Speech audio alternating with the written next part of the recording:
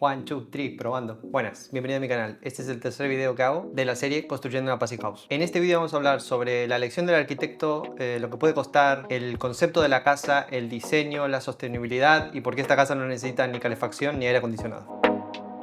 Antes de nada, como siempre digo, si quieres dejar algún comentario, alguna sugerencia, cualquier cosa, feel free. Esta serie de vídeos van a ir a una playlist específica que la podrás acceder desde mi canal si solo te interesa ver ese tipo de contenido. No es totalmente necesario que el arquitecto viva en tu misma ciudad, pero para hacer las reuniones, para tener una mejor comunicación, tal vez sea lo idóneo. En nuestro caso hicimos varias reuniones a lo largo del proyecto para ir revisando los cambios, para dar feedback al arquitecto y para ir mirando también un poco cómo iban los renders y si nos iban gustando. Para encontrar tu arquitecto siempre se puede ir al colegio de arquitectos, por ejemplo, Colegio de Arquitectos de Galicia, y ahí te dan una lista o se puede entrar por internet. Aunque yo lo que te diría es que vayas al segundo mejor amigo del hombre, que es Google, y ahí seguramente lo encontrarás mucho más fácil. Aparte, ahí podrás ir viendo las distintas webs de los arquitectos, de sus portfolios y ver que los trabajos realmente te gusten, que seas el estilo que buscas y que tenga experiencia en los tipos de proyectos que estás buscando. En nuestro caso, que tenga experiencia con Passive House. Si es posible, también que tengas algún tipo de referencia sobre ese arquitecto, tanto sea en cuanto a si conoces a algún cliente de ese arquitecto o si puedes preguntar a alguien si ese arquitecto tiene buena referencia, si trabaja bien, porque al fin y al cabo es tu compañero de proyecto y necesitas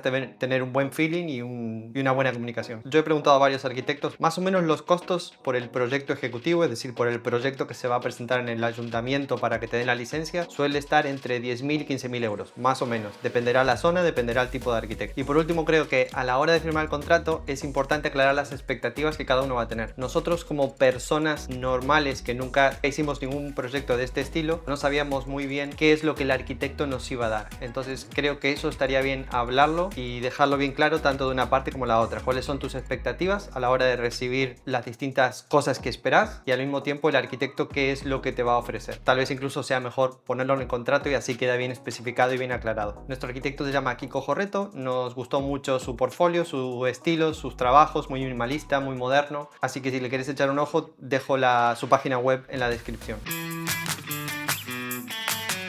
Lo que tal vez más te llame la atención es que es una casa Passive House. Para los que no saben qué es Passive House, es un sistema de construcción extremadamente eficiente que básicamente convierte tu casa como en un termo. Nada entra y nada sale, ni aire ni nada. Por lo tanto, se necesitan unas máquinas, que es la ventilación mecánica, que mete y saca aire para poder ventilar la casa y mantener temperatura, humedad, calidad del aire, todo en las condiciones perfectas. Y es muy interesante porque parte de la gran eficiencia que consigue esta casa es a través de esta máquina, de esta ventilación mecánica, porque el aire se cruza pero no se toca. Lo que hace es esta máquina meter aire de dentro, lo cruza sin tocarse con el aire, con la temperatura interior, es decir, le pasa el calor al aire que viene de fuera y lo vuelve a meter en la casa. Y las eficiencias rondan entre el 90 y 95%. Por lo tanto, estás metiendo aire fresco que también se filtra para sacar partículas, problemas de alergia, y todo el calor que se genera dentro de personas, perros, electrodomésticos, a la hora de cocinar, en el baño, todo este calor se reusa y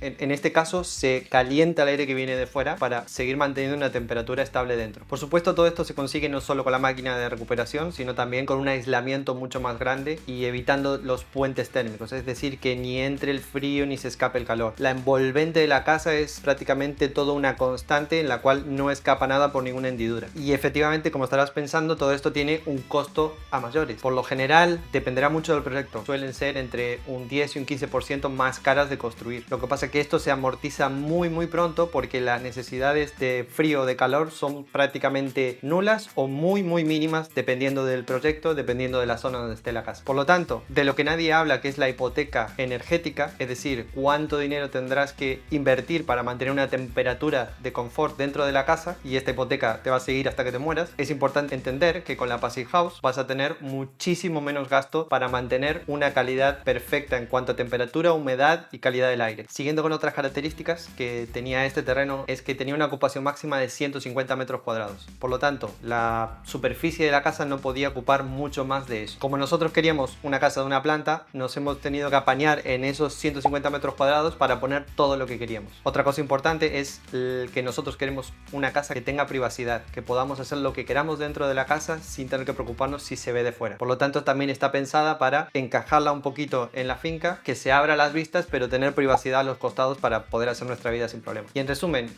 terminando esta parte del vídeo, nosotros ahora mismo vivimos en un piso y esta casa para nosotros va a ser un gran cambio en cuanto a la experiencia de vida que nos va a dar el vivir en una casa, el poder estar cerca de la naturaleza, y por eso no queríamos un pedazo de casa donde hay más baños que gente viviendo dentro.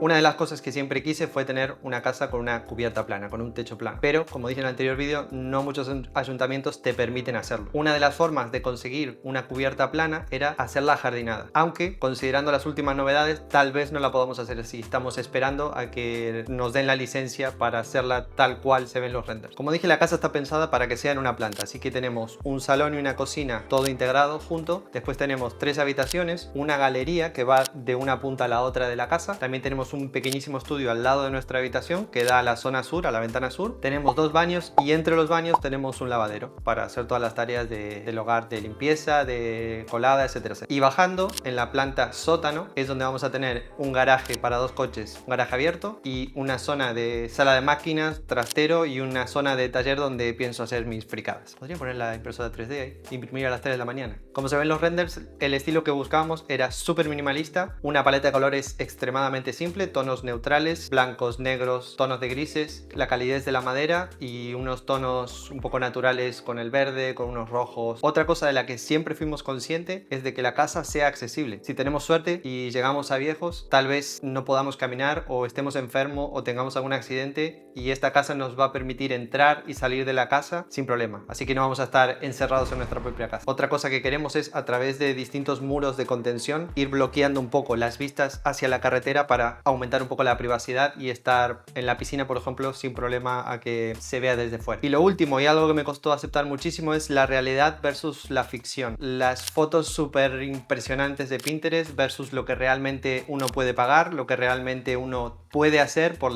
todas las normas y leyes que hay. Y a mayores que al ser una passive house hay ciertos limitantes, la casa no se puede abrir totalmente con ventanas de suelo a techo. Entonces, entre el presupuesto, entre lo que se puede hacer, que te dejan hacer, lo que uno puede pagar y el tema de passive house, esta casa más o menos ha intentado encontrar un equilibrio entre todas estas variables. Esta finca tiene 2 calificaciones, son unos 1300 metros, pero el suelo está dividido en 2. Una parte es rústica y la otra parte es en la que podemos construir. Y a su vez esta parte tiene varios límites en los que tenemos que respetar, dejar pasos, retranquear. El espacio edificable realmente no es muy grande y a mayores tenemos el límite este de 150 metros cuadrados de máxima ocupación. Si miramos más o menos el plano, vemos que tenemos un salón, una cocina, tenemos 3 habitaciones, una será mi despacho, otra será donde dormiremos y otra probablemente sea una habitación polivalente para invitados o para hacer actividades o de gimnasio. Tenemos pensado que se pueda transformar en distintos usos. Después tenemos toda esta galería que va desde la entrada hasta el final de la casa, y si nos vamos a la parte de abajo tenemos un espacio bastante grande para poner 2 coches que conecta con la rampa que sale hacia afuera, y también habrá una zona de trastero, una zona de sala de máquinas donde pondré los inversores de los paneles solares, las baterías. Como ya dije en el primer vídeo, mi idea es que esta casa genere al menos lo que necesita para mantenerse, pero mi idea es que realmente genere más y que lo pueda ir guardando en las baterías. Para esos días en los que está nublado o en los que no se genera tanto, siempre tener ese backup de energía. Esta casa realmente no necesitaría estar conectada a la red eléctrica. Tengo pensado instalar más o menos unos 5 o 6 kilovatios de paneles solares y unos 30 kilovatios hora de baterías. Las baterías las voy a hacer yo mismo, así que si te interesa, suscríbete. Otra cosa que habíamos planteado, pero que no se ha metido en el proyecto, pero puede ser que a futuro, es la recolección de agua, el reciclaje. Y esto es algo que, como vemos, día tras día siempre hay problemas de sequía o en un lado o en otro, y va a ser un problema aún más importante en el futuro. Así que, aunque no esté ahora planteado en el proyecto, tal vez en el futuro podamos hacer algún tipo de recolección, aunque sea para riego o incluso para consumo personal o para las cisternas, ya veremos. Otra cosa que nos interesa mucho es el cultivo de alimentos, así que planteamos tener varios árboles frutales de las frutas que nos gustan, y también por acá o por allá cultivar algo. algo. Aunque a mí lo que personalmente más me emociona es volver a resucitar el proyecto que hice hace unos años, que era un sistema hidropónico. Para los que no saben lo que es un sistema hidropónico, básicamente es un sistema que usa solamente agua para alimentar las plantas y hacerlas crecer. Lo que tenía de interesante el sistema,